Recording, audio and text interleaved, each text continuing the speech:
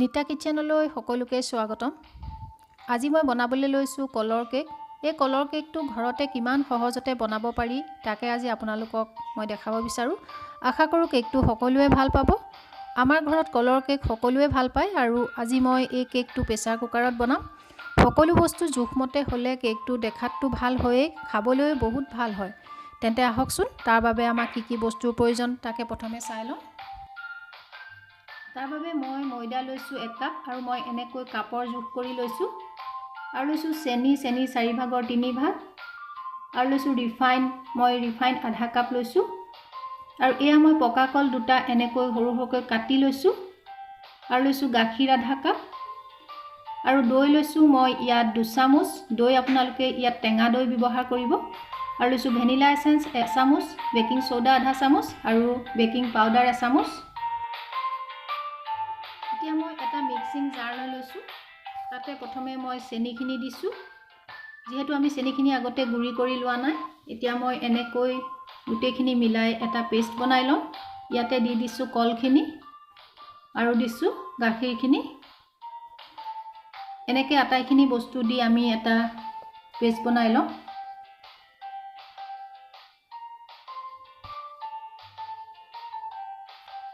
এইখিনি পেষ্ট বনোৱা হৈ গ'ল, সব ধুনীয়াকৈ মিহি হৈ গৈছে। ইয়াত কোনো কল গোটা হৈ থকা নাই।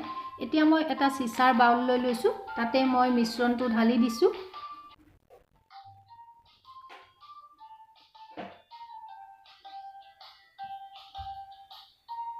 মিশ্ৰণটো ঢলাৰ পিছতে আমি ইয়াত এতিয়া প্ৰথমে দিম ময়দাখিনি মই অকমান চালি দিম আৰু ময়দাখিনি দিয়াৰ লগতে মই তাতে দি দিছো বেকিং সোডা আৰু বেকিং পাউডাৰখিনি একেলগে দি দিছো। দিও এনেকৈ চালি দিম।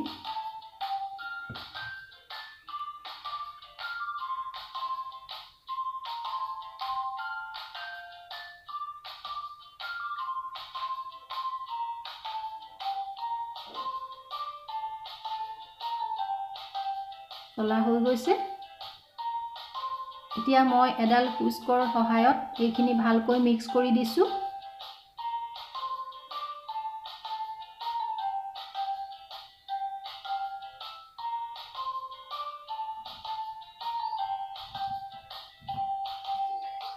খুব ভালকৈ মিক্স কৰিব লাগে।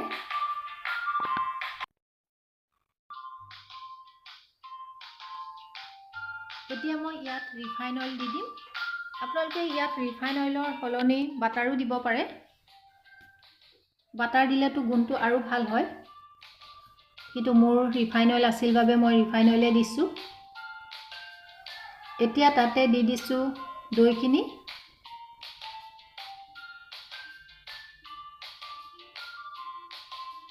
আৰু দিছো ভেনিলা এসেন্স।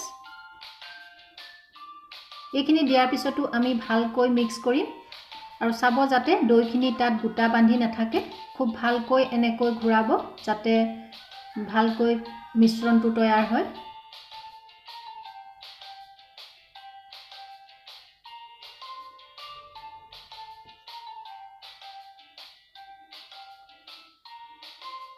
আৰু মিশ্ৰণটো আপোনালোকে চাব এনেকুৱা হ'ব লাগে, যাতে ইয়াতকৈ ডাঠ বা ইয়াতকৈ বেছি পনীয়া হ'ব নালাগে।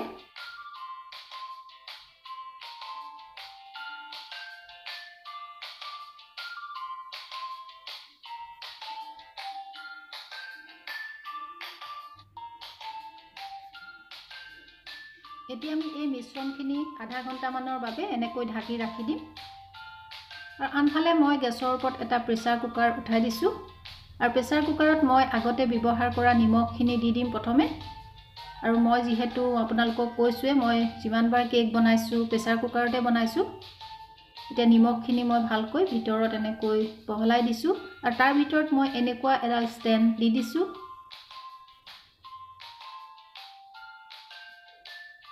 আৰু এতিয়া আমি প্ৰেছাৰ কুকাৰটো প্ৰায় 10 মিনিট মান সময় গৰম হ'বৰ বাবে এনেকৈ ৰাখি দিম। এয়া মিশ্ৰণখিনি আধা ঘণ্টা হৈ গ'ল। এতিয়া মই এটা কেক বনোৱা পাত্ৰ লৈ লৈছো আৰু তাতে অকমান ৰিফাইন অইল দি দিছো আৰু ৰিফাইন অইলটোৰে আমি ভালকৈ চাৰিওফালে এনেকৈ সানি লম। আসলতে এনেকৈ সানি ললে কেকটো লাগি নধৰে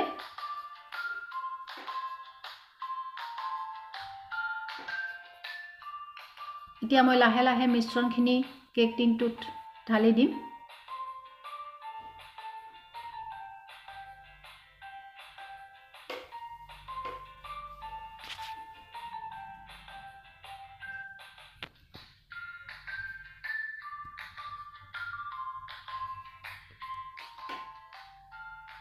হৈ গৈছে ঢলা এতিয়া অকমান ঠুকুৰিয়াই দিছো এতিয়া মই তাতে কেইটামান কিসমিস দি দিম আপোনালোকে ইয়াত যিকোনো ড্ৰাই ফ্ৰুটছ দিব পাৰে মোৰ ঘৰত কেইটামান কিসমিস আছিল বাবে মই তাকে সজাই দিছো হৈ গৈছে এতিয়া এইফালে চাইছো ইয়া প্ৰেছাৰ কুকাৰটো গৰম হৈ আছে এতিয়া তাতে মই এই পাত্ৰটো লাহেকৈ ভিতৰত ভৰাই দিম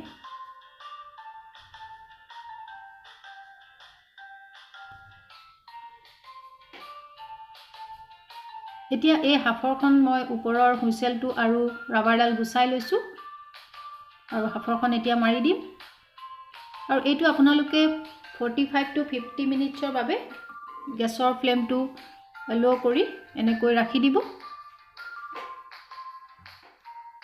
45 মিনিট হৈ গৈছে মই এবাৰ চেক কৰিম কেকটো হৈছে নে নাই চাই লওঁ দেখাত কেকটো হৈছে যেনে লাগিছে এতিয়া মই কেকটো এডাল ফলাৰে চেক কৰিম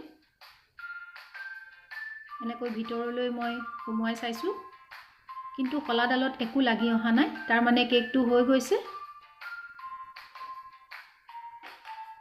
এতিয়া মই কেকটো এখন কাপোৰেৰে ধৰি এখন প্লেটত উলিয়াই লম কাৰণ অকমান গৰম হৈ আছে আৰু এটো আমি ঠাণ্ডা হ'বলৈ দিম ঠাণ্ডা হোৱাৰ পিছত মই আপোনালোকক এই কেকটো কাটি দেখাম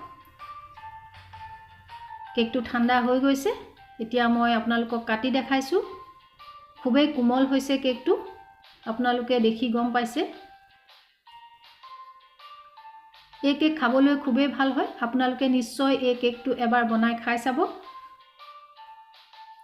কেক মই এপিস আপোনালোকক দেখাই দিছো ওচৰৰ পৰা আপোনালোকে নিজে ধৰিব পাৰিছে কেকটো খুবেই ধুনিয়া হৈছে আপোনালোকে মোৰ এই কেকৰ ভিডিওটো চাই কেনে পালে লাইক আৰু কমেন্ট কৰিবলৈ নাপাহৰিব আৰু যদি আপোনালোকে মোৰ ভিডিও প্ৰথম চাইছে তেন্তে সাবস্ক্ৰাইব কৰিব আৰু ভিডিওটো চোৱাৰ বাবে আপোনালোকলৈ বহুত বহুত ধন্যবাদ থাকিল পুনৰ লগ পোৱাৰ প্ৰতিশ্ৰুতিৰে আজিলৈ আহোঁ